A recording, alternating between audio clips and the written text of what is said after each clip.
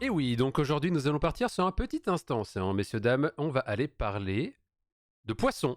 Oh, excusez-moi, attendez, je vois qu'il y a un petit truc qui n'est pas censé pour l'instant être encore là, ça dégage. Voilà. C'est marrant, sur le Steam Deck, maintenant on peut avoir des retours en arrière automatiques, c'est très drôle comme façon de faire. Le rire est déclenché, super. Voilà, et je sais pas pourquoi est-ce que Discord est aussi là, parce que Discord ne doit pas encore être là, bien sûr. Voilà. Je disais donc, on va aller parler poisson aujourd'hui, messieurs, dames. On va aller poisson, on va aller poisson, on va aller parler poisson. On va parler du marlin. Alors, le marlin, qu'est-ce que c'est? Le marlin, c'est un poisson qui est un gros poisson, et un poisson qui est très favorisé par les pêcheurs, parce que c'est évidemment un très gros poisson, et que il a un rostre comme un espadon, et du coup ça apporte beaucoup d'alimentation comment on va dire ça, de volonté, vous savez, d'aller capturer les gros poissons, d'aller faire voilà quoi. Donc, disons que c'est un trophée sportif, souvent pêché comme trophée sportif. Donc, il y a un article qui est sorti récemment, que je vais vous lire, qui m'intéresse parce que ça parle justement, non pas de la pêche au marlin, mais de la pêche au marlin qu'il fait entre eux. Donc, entre les marlins, entre eux, la façon qu'ils ont, eux, de pêcher. Et c'est absolument passionnant. Avec une sauce au beurre blanc. Oh, tu vas déjà me donner faim, Toki. OMG. Alors, le marlin rayé brille avant d'attaquer les blancs de poisson. Donc déjà, avec un titre comme ça, déjà, vous savez que c'est intéressant. Chasseur en meute, cet athlète des mers éviterait ainsi des collisions avec ses congénères aux conséquences redoutables. Et vous allez voir pourquoi. Donc le marlin, c'est ça, c'est un poisson qui ressemble à un espadon, mais ce n'est pas du tout la même espèce. Mais ils sont dans la même famille, dirons-nous. Donc c'est un poisson qui est grand, on va le voir juste après, et avec une espèce de pointe comme ça. Brille, tout à fait, Yubel, tout à fait, il brille. Et on va voir pourquoi. Donc là, on parle du marlin rayé. Son petit nom d'espèce s'appelle Tetrapturus audax, mais vous allez voir que ce nom n'est pas à jour. J'ai trouvé un nom à jour, un nom plus à jour que ça, mais je vous en parler juste après qu'on aura lu l'article. Donc, pour les amoureux de pêche sportive, le marlin des mers est une proie de rêve. Cette bête de muscles, pouvant atteindre 4 mètres de long et 220 kilos, ça reste quand même du gros poisson, fait courir les amateurs du monde entier vers le Pacifique, où des tournois homériques ont lieu chaque année. Il faut dire qu'avec ses pointes à 110 km/h, rien que ça, 110 km/h, donc l'équivalent d'une voie express en Bretagne, donc pas pire, une endurance rare et un rostre en forme d'épée, l'animal offre du fil à retordre à ses prédateurs humains. Vous êtes horrifiés, sachez juste que les organisateurs jurent que leurs prises sont systématiquement remises à la mer. Bon, on va pas aller sur le côté organisation des tournois sportifs de pêche au marlin, ça nous intéresse pas et ce n'est pas le but de mon intervention actuellement ici. Disclaimer. Voilà. C'est bien vite, oui c'est bien vite, donc 110 km/h c'est pas pire. Une proie donc, mais aussi un prédateur, et même un prédateur supérieur perché au sommet de la chaîne alimentaire marine, au large du Mexique, de l'Australie ou dans les mers qui entourent Hawaii. Thon, pieuvres, maquereaux et sardines en font les frais. Les assauts du marlin y sont d'autant plus redoutables que l'animal chasse en meute, comme des loups finalement. Autour de bancs de sardines, des groupes atteignant jusqu'à 30 individus s'organisent. Selon quelles règles, suivant quelle trajectoire et avec quelle efficacité? C'est ce qu'une équipe de chercheurs allemands et britanniques étudie depuis plusieurs années sur la côte de la Basse-Californie au Mexique. Baja California, bien sûr, au Mexique, parce qu'ici on sait parler espagnol, si, toi-même tu sais, allez. Une mission presque impossible sur l'eau, tant les mouvements des proies comme des prédateurs sont rapides. Alors, les biologistes ont eu recours à un outil de choix, encore peu utilisé dans la recherche marine, les drones. Ainsi est apparu ce qu'Alicia Burns, postdoctorante à l'université Humboldt à Berlin, appelle le bonus. Le bonus. Une découverte aussi inattendue que spectaculaire qui fait l'objet d'une publication dans la revue Current Biology du 26 février, et je vous y amener juste après. Un indicateur de motivation. Lors de ces assauts successifs, qui voient les poissons attaquer à tour de rôle, l'assaillant principal change brutalement de couleur, précise l'article. En quelques secondes, les rayures claires auxquelles l'espèce doit son nom, marlin rayé, si, nous on est des scientifiques, toi-même tu sais, auquel l'espèce doit son nom, et ses nageoires se mettent soudain à briller. L'opération dure une vingtaine de secondes. L'animal fond alors sur ses proies, en attrape une ou davantage, puis il éteint la lumière en s'éloignant, au suivant, etc. Les autres répètent ce comportement. Pour Alicia Burns, il est probable qu'il s'agisse d'un signal donné aux autres marlins, un indicateur de motivation qui permet d'éviter des collisions entre congénères. Il est vrai qu'à de telles vitesses et avec de telles armes, le choc peut avoir des conséquences gravissimes. Sous-entendu, la mort. La muerte, la mort en espagnol. Autre explication, les rayures lumineuses pourraient perturber le comportement collectif des sardines. Lorsqu'un marlin attaque une sardine solitaire, il ne change pas de couleur. Souligne Alicia Burns. À moins que les rayures lumineuses ne puissent offrir simultanément les deux fonctions.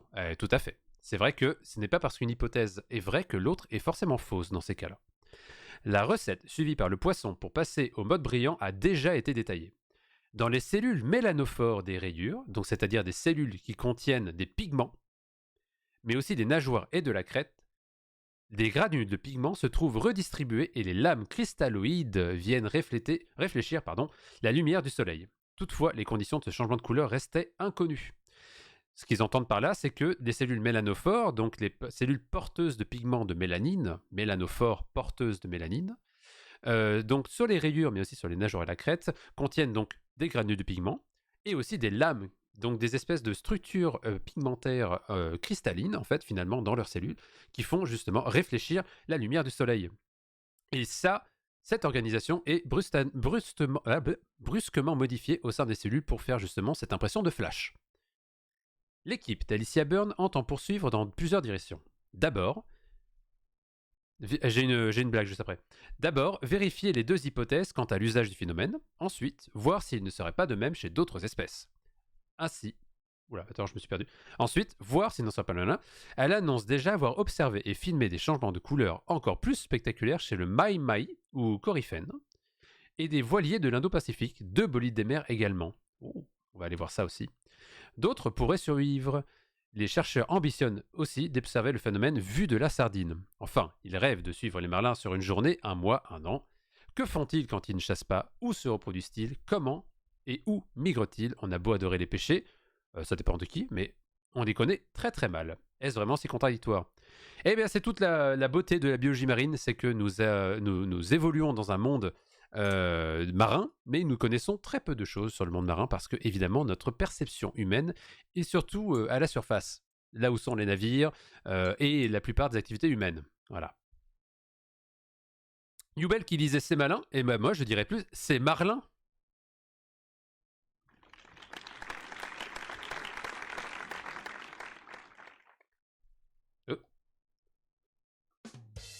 C'était un peu faible ça. Bref. Oui, c'était LOL. Voilà, le rire. Le rire a été déclenché. Super. Allez. Donc, première chose. Déjà, qu'est-ce que c'est que le marlin rayé? Donc, évidemment, on va aller voir sur Wikipédia, bien sûr. Qu'est-ce qu'ils nous disent? Donc, le marlin rayé. Et là, vous avez le nom qui est à jour. Donc, dans l'article, il parle de Tetrapturus audax. Eh bien, il s'agit que le nom actuel de cette espèce s'appelle Kajikia audax. Alors, vous allez me dire... Mais c'est de la taxonomie, on s'en fiche, pourquoi c'est important? Eh bien, vous saurez que c'est très important parce que quand on parle en biologie ou en biodiversité, il est très important de parler d'une espèce et pas d'une autre. Parce que chaque espèce, des espèces d'une même famille ont beau se ressembler, elles n'ont pas forcément le même comportement ni la même biologie. Donc c'est très très important de savoir ça.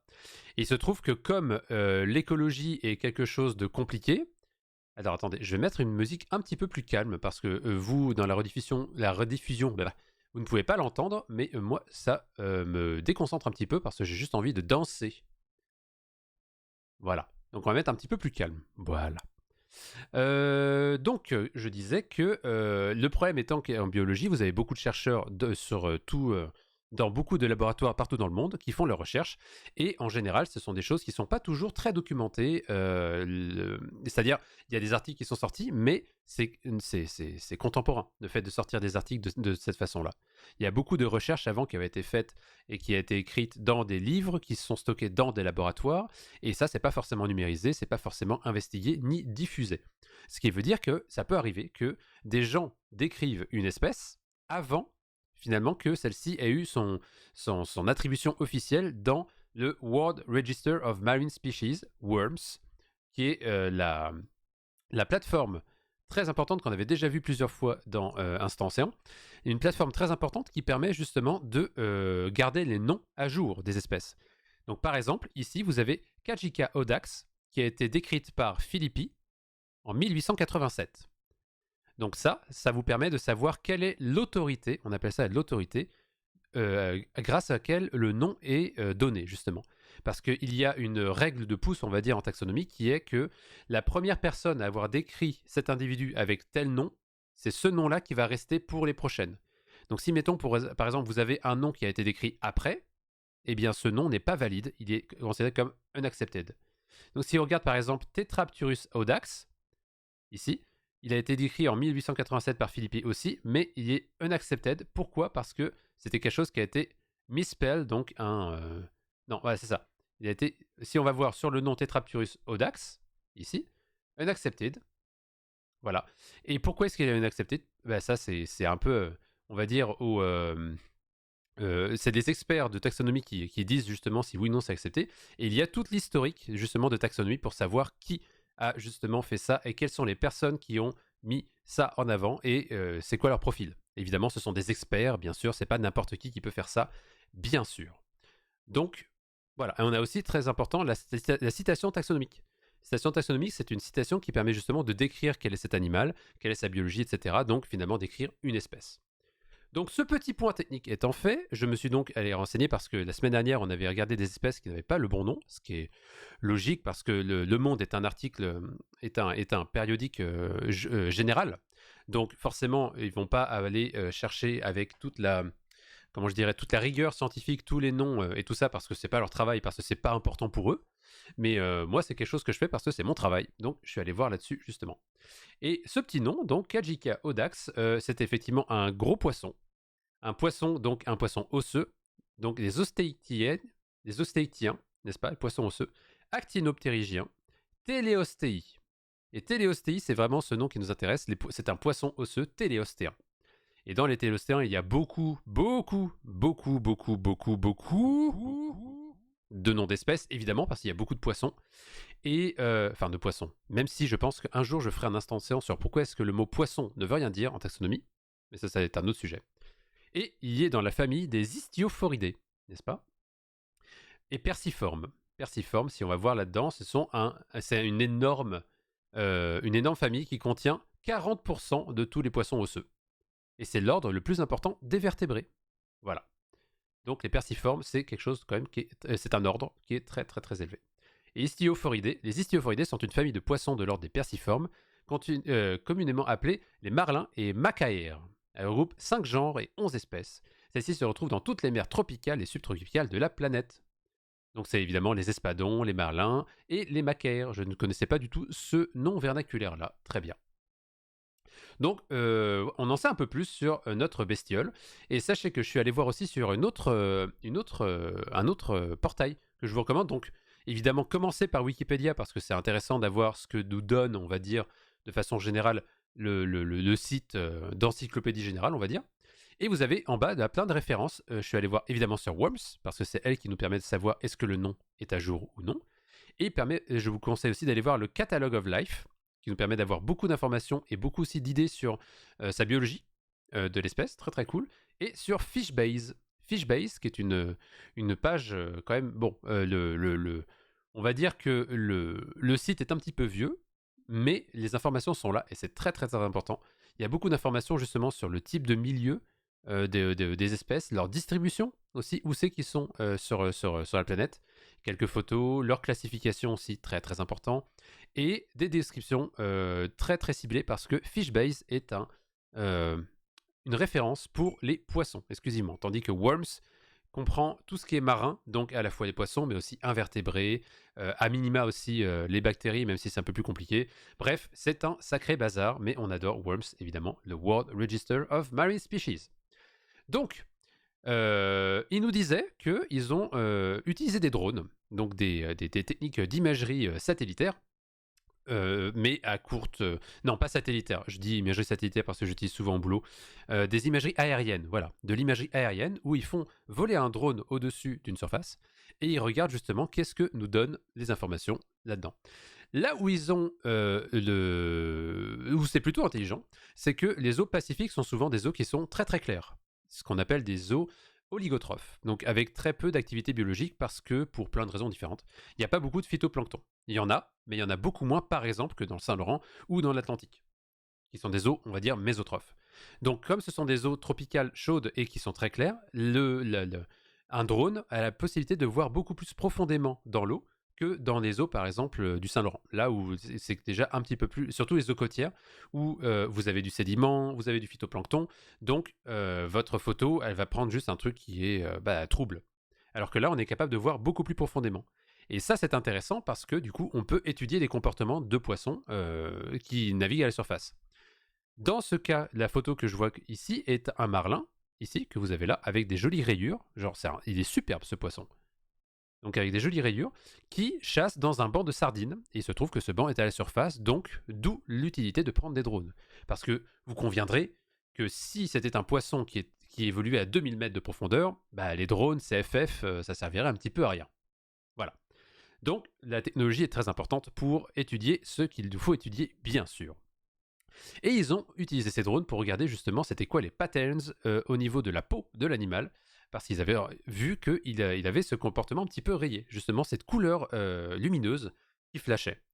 Alors, je suis allé voir sur l'article, justement, l'article qui est sorti dans la revue Current Biology, qui est une très bonne revue, qui appartient à l'organisme Cell Press, donc ceux qui font Cell, qui est aussi un excellent article, surtout pour la biologie cellulaire et tout ce qui a trait à la physiologie et tout ça.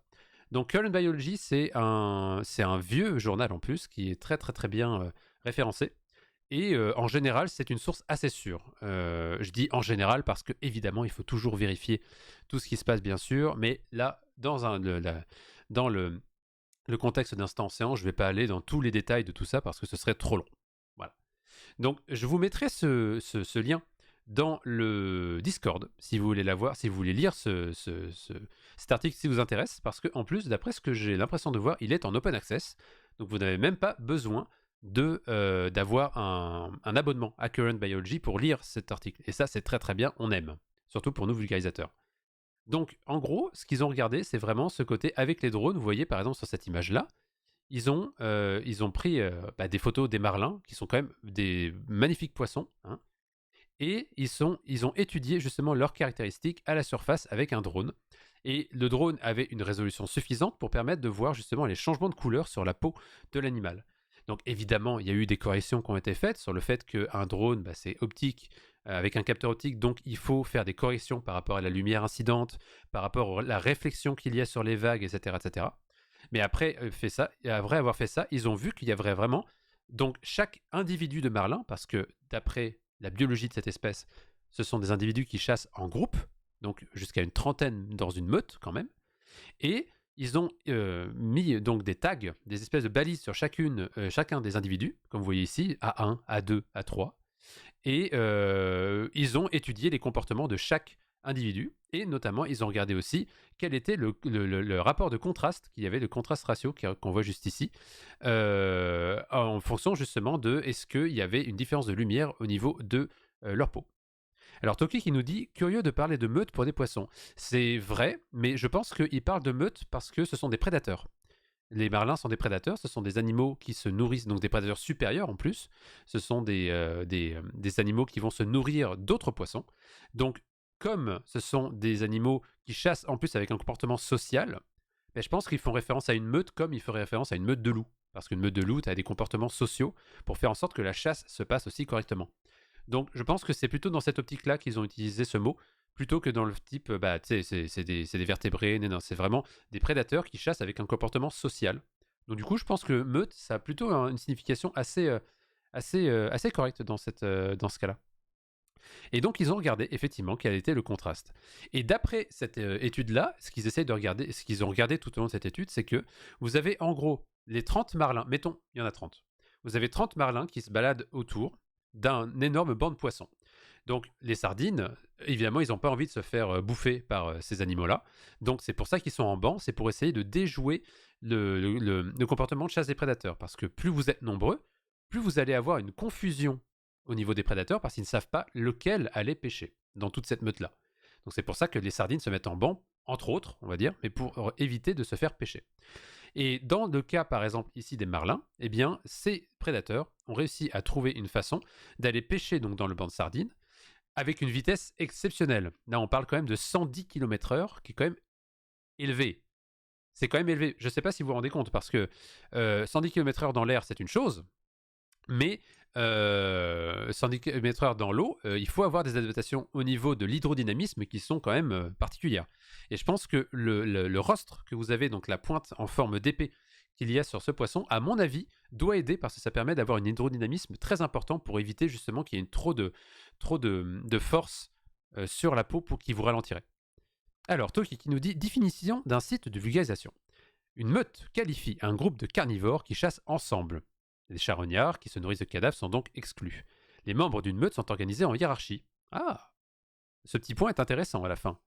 Donc en tout cas, ils chassent en meute, donc dans ce cas-là, ce sont des carnivores, c'est tout à fait correct. On peut utiliser le terme de meute, même si c'est des poissons.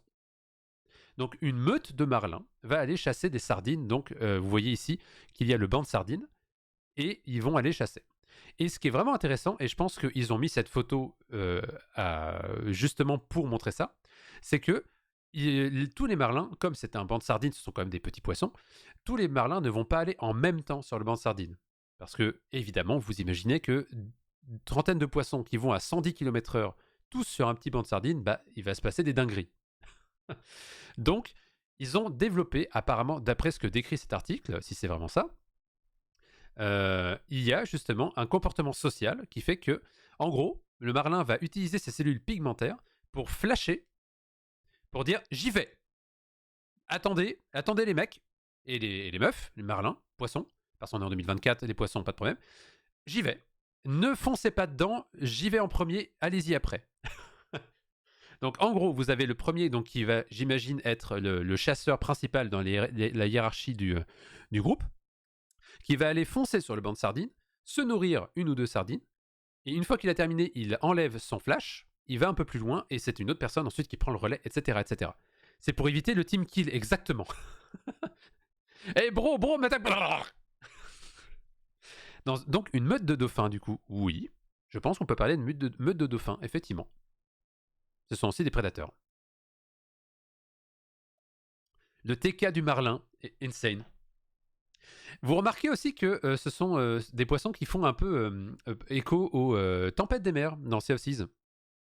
Les fameux poissons que nous pouvons pêcher quand il y a une tempête. Ça ressemble littéralement à ça. Donc voilà, les marlins, d'après cet article, vous saurez maintenant que ils ont la possibilité justement d'aller pêcher, déjà en meute, déjà ça on ne le savait pas, puis en plus ils ont un phénomène de communication entre les individus pour éviter de s'attaquer entre eux et de maximiser les chances de faire une chasse efficace. Grâce à leur cellule pigmentaire qui permet de flasher comme ça, de cette façon. Alors malheureusement, j'ai pas trouvé de l'article sur une vidéo qui aurait montré justement ça, mais je pense que ça viendra dans les prochains mois, parce que c'est quand même un phénomène qui est quand même ultra stylé. Donc on a envie d'en savoir plus, évidemment. Voilà. N'hésitez pas si vous avez des questions dans le chat, évidemment, mais je pense qu'on a fait à peu près le tour. Vous avez donc l'idée de que les poissons peuvent communiquer entre eux, même aussi avec la lumière. Et ça, c'est ultra stylé.